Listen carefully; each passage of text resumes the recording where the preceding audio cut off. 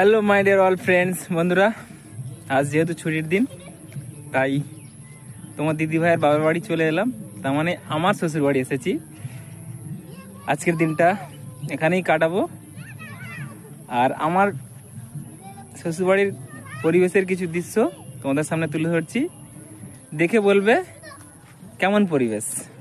ঠিক আছে, দেখতে থাকো। এ দেখো, এই সাইডটা পুরো জলকর, মানে এই সাইডটা বেশিরভাগ মানে মাছ চাষ হয়। অনেক বড় বড় জলকর নিয়ে মাছ চাষ করা হয়। আর এই দেখো, এখানটা সূর্য অস্ত যাচ্ছে, কত সুন্দর লাগছে। দেখো, সূর্য অস্ত যাচ্ছে।